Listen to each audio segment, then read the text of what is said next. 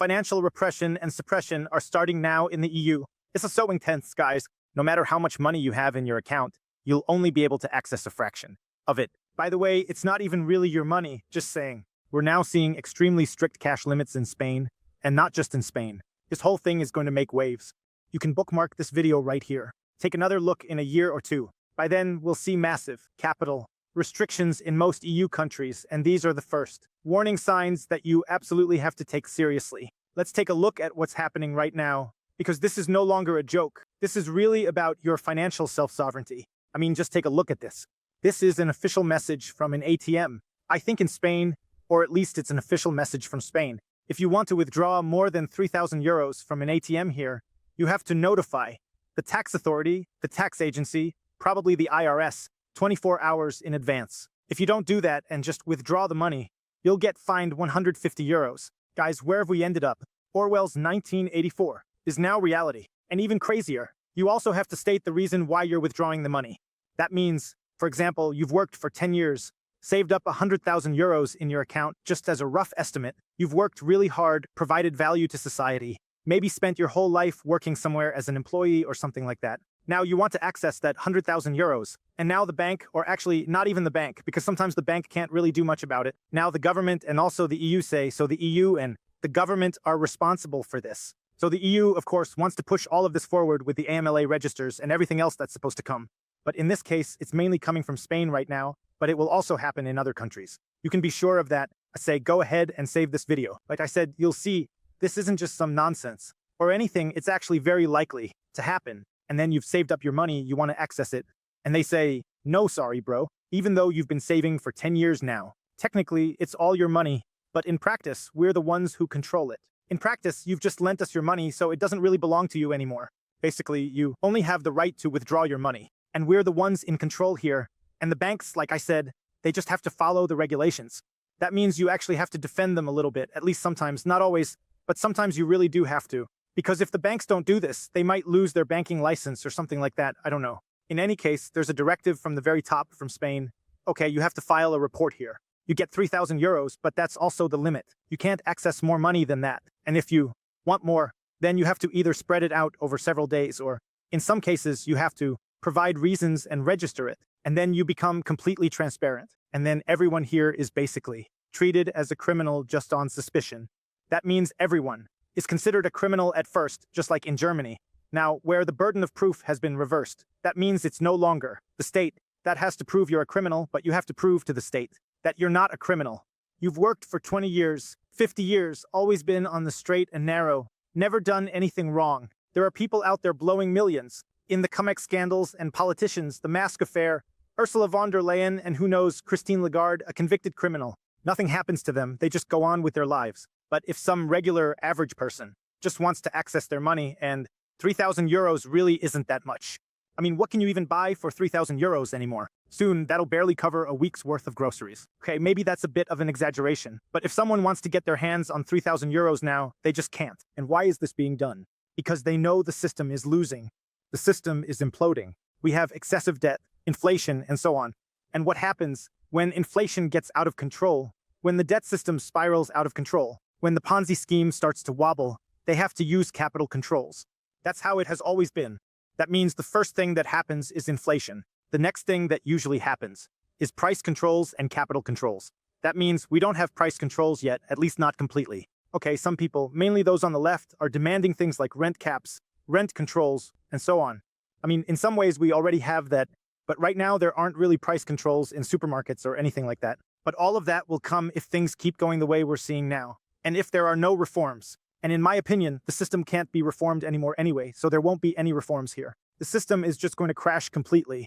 And then the last hope people have here, and it's not even a real solution or anything, is basically just to stretch things out even longer, to keep the Ponzi scheme going for a bit more time. So then you have to start using CBDCs, you have to implement capital controls like what's happening here in Spain right now. And I think that's absolutely horrifying. That's why you absolutely have to smash the like button right now. If you want freedom technology, if you want Bitcoin, if you want to stand up for freedom, then it's more important than ever to hit the like button for the algorithm and also subscribe to the channel so it gains traction.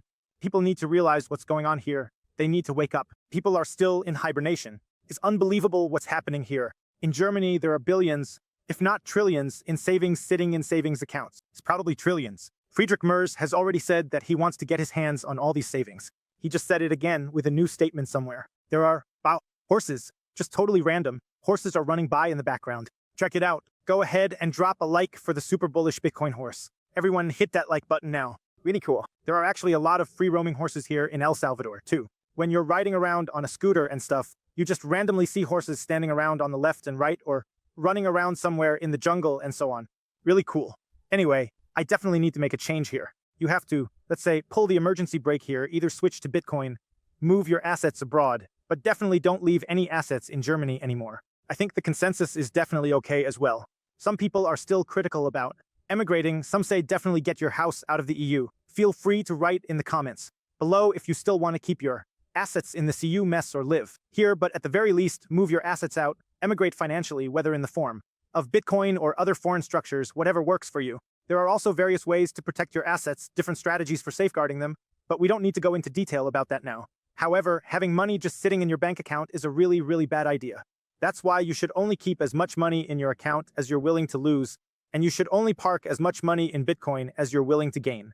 In purchasing power here in the long run. That's what a lot of people don't understand. They see it exactly the other way around. But now things have really changed. Leaving your money in the bank is now extremely risky, and putting money into Bitcoin has become a necessity. Now is absolutely the time to really get into this topic. And what's also extremely important here is not your keys, not your coins. That means you should definitely get your own hardware wallet and withdraw your Bitcoin from exchanges. That way you'll be outside of censorship because they will try to censor everything and seize whatever they can. Balaji once said that a collapsing system is like a black hole. It pulls in everything it can, confiscating whatever it can get its hands on. That's the thing with socialists. They can't generate wealth themselves, so they need other people's capital. And on top of that, they'll print as much money as they possibly can. That means expropriation through inflation. So even if you have your money sitting in your bank account and you still have access to it, you're still being expropriated because your purchasing power is just fading away. That's why it's so important to have something like Bitcoin, for example, on a hardware wallet. I'll put a link to a TREZOR hardware wallet below. With the code Bitcoin Hotel, you can even get a discount. Feel free to use it or not, or get a different hardware wallet, it doesn't matter. The main thing is be prepared. Next, we'll see the introduction of CBDCs.